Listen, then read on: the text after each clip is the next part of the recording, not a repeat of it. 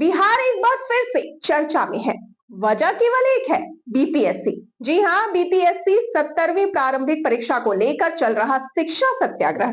राजधानी के गर्दनी बाग स्थित धरना स्थल पर जिस सत्याग्रह को लेकर बीपीएससी के अभ्यर्थी लगातार अपनी मांगों को बुलंद किए हुए हैं, उसी शिक्षा सत्याग्रह में जन सुराज के सूत्रधार यानी कि प्रशांत किशोर द्वारा अभ्यर्थियों से कही गई बात ने इसे चर्चा के दूसरे मोड़ पर लाकर खड़ा कर दिया है।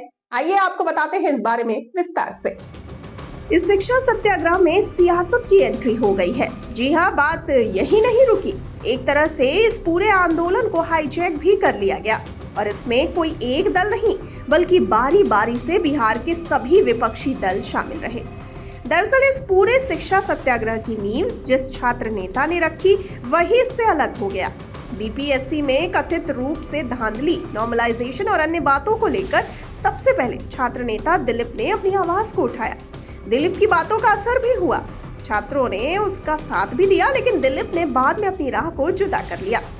दिलीप से जुड़े लोगों की माने तो उन्होंने अपनी राह को इसलिए बदला क्योंकि उससे ये लग रहा था कि उनके आंदोलन को हैक करने की कोशिश की जा रही है। इस शिक्षा सत्याग्रह की शुरुआत के बाद शुरू के कुछ दिन तो दिलीप जुड़े रहे, लेकिन बाद में कई कोचिंग संचालक इससे जुड़ते चले गए, मूल शुरुआत करने वाले नेपथ्य में चले गए। जबकि एक खास बात यह भी है कि अब तक इस मामले में किसी को जेल हुई तो वह एकमात्र नाम दिलीप को ही हुई। आपको बता दें कि इस शिक्षा सत्याग्रह से जुड़े कई अभ्यर्थियों का कहना था कि विभिन्न दलों ने अपनी राजनीतिक रोटी को भी सेकने का काम किया।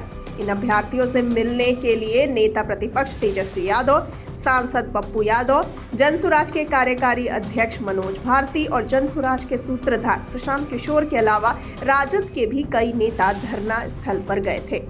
इन अभ्यर्थियों ने ही खुद यहां तक कह दिया कि अगर यहां कोई राजनीतिक रोटी सेकने के लिए आ रहा है तो वो इस जगह से चला जाए, लेकिन अगर कोई इंसाफ दिलाने की नीयत से साथ देना चाहता है तो उसका स्वागत है। बीपीएससी अभ्यर्थियों ने इसी प्रकार की सीधी बात जनसुराज के कार्यकारी अध्यक्ष मनोज भारती से तब कही थी जब वो धरना स्थल पर गए हुए थे।